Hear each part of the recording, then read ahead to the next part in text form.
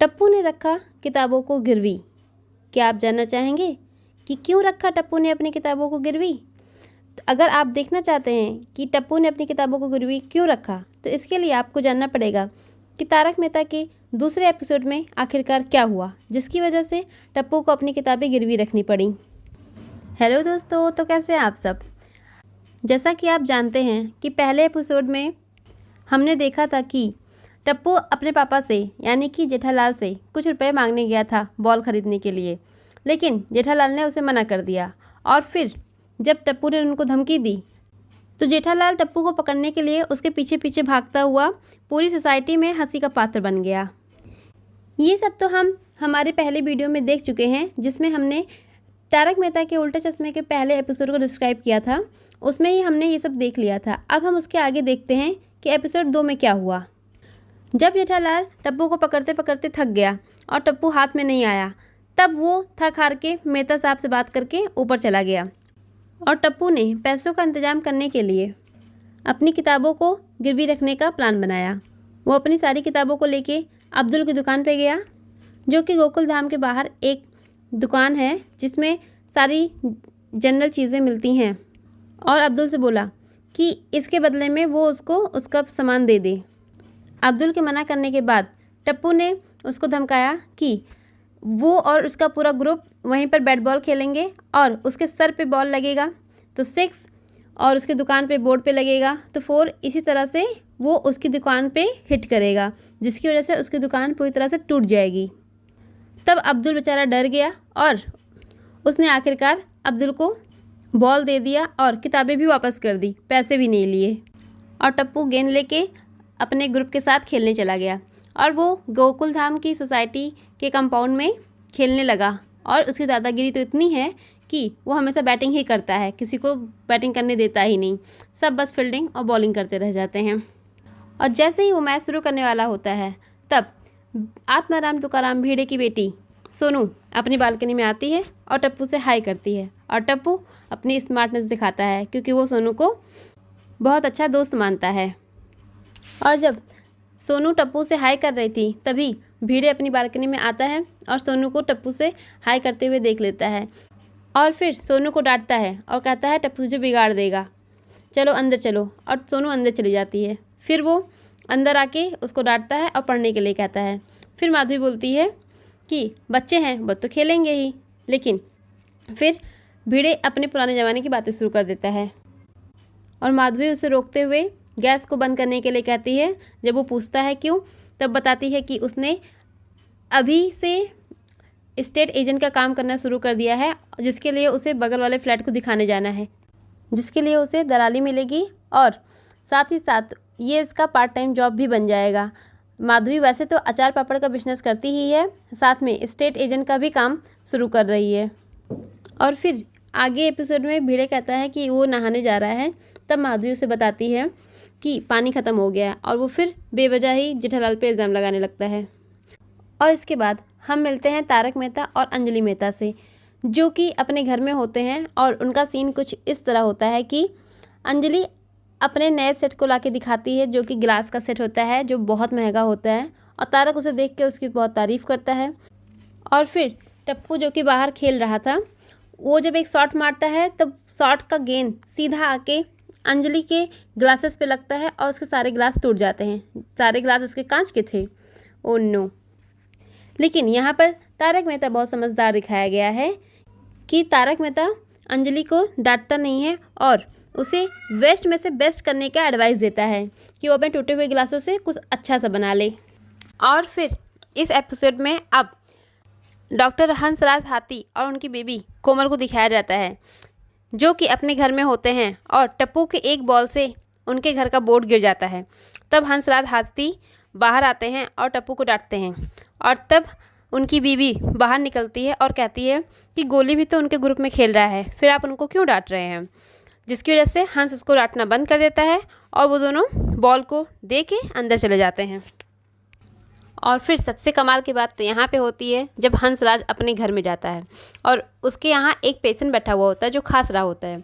तब हंसराज क्या कहता है कि लाल वाली 2 गोली, ब्लू वाली गोली और एक इंजेक्शन तैयार करने लगता है।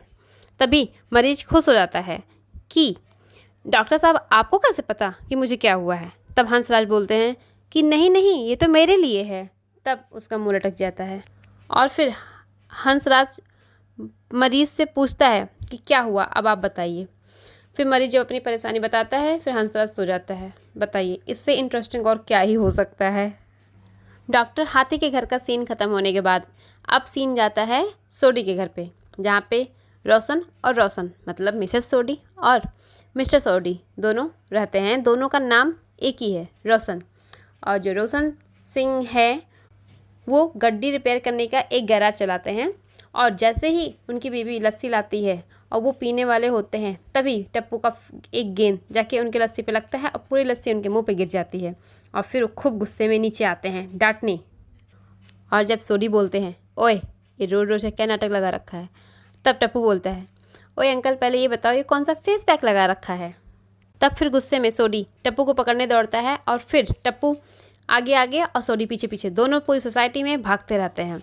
और फिर सोडी गुस्सा कर जेठालाल को चिल्लाता है और उसे बुलाने के लिए जेठालाल की बालकनी के नीचे जाता है और जेठालाल को चिल्ला के बुलाता है।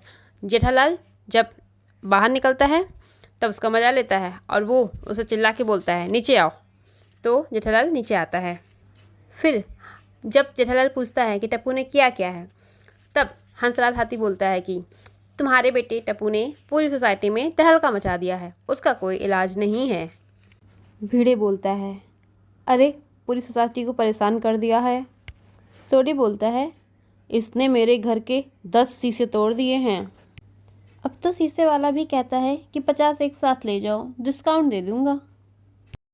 फिर जेठा बोलता है मुझे तो लगता है कि वो जो कांच वाला है ना वही अपना धंधा बढ़ाने के लिए किसी को भेजता है ताकि तेरे कांच को तोड़े। और फिर उसके पीछे खड़ी दया बोलती है और नहीं तो क्या, जब देखो तब सब मेरे टप्पू के पीछे पड़े रहते हैं।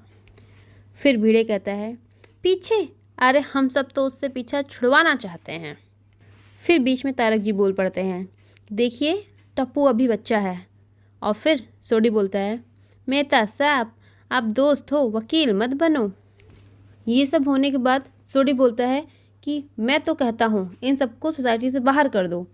और तभी जेठा गुस्से में बोलता है क्या बात करता है, ये सोसाइटी क्या तेरे बाप की है। और फिर सोडी बोलता है कि मेरे बाप पे मत जाओ। तब जेठा बोलता है हाँ तो तुम भी मेरे बेटे पे मत जाओ वरना मैं तुम्हारे 34 का 34 दांत तोड़ दूंगा। तब हाथी बोलता है कि मैं डॉक्टर हूँ और दांत 32 होते हैं। तब जेठा बोलता है कि 2 तेरे ले ले हाथी। तब भिड़े बोलता है कि मैं तो कहता हूँ इन सबको सोसाइटी से बाहर कर दो। और तब जेठा बोलता है कि देखो मेरे साथ ऐसी दादागिरी नहीं चलेगी। तब सोडी बोलता है कि तेरा बेटा दादागिरी करे तो चलेगा। फिर जेठा बोलता है कि इतना छोटा सा बच्चा दादागिरी करता है और तुम लोग उससे डर के ओए बाबा मर गए। और तब जेठा बोलता है कि ऐसी वाहियात बात करेगा तो एक थप्पड़ मार दूंगा। और फिर सोडी को आ जाता है गुस्सा और वो जेठालाल के पास जाता है और कहता है क्या बोला। फिर जेठालाल थोड़ा सा डर के बोलता है क्या बोला क्या, थप्पड़ मार दूंगा और क्या। और फिर सोडी बोलता है मार के तो दिखाना जरा। फिर जेठा बोलता है कि अरे थप्पड़ मारने के लिए टप्पू हाथ में तो आना चाहिए। बेचारा जेठा सोडी से डर जाता है और अपनी बात को पलट के अपनी जान बचाता है। और ये दया वो फिर फंसा देती है, कहती ओ तो क्या सोडी भाई को थप्पड़ नहीं मारना है। बेचारा बड़ी मुश्किल से तो जान बचाया था और दया उसमें फिर से आग में घी डाल देती है। और फिर जेठा बात को संभालते हुए कहता है कि टप्पू जब हाथ में आएगा तो उसको थप्पड़ मारूंगा। और भिड़े कुछ बोलता है कि ये ज़माना उसके जैसा नहीं है।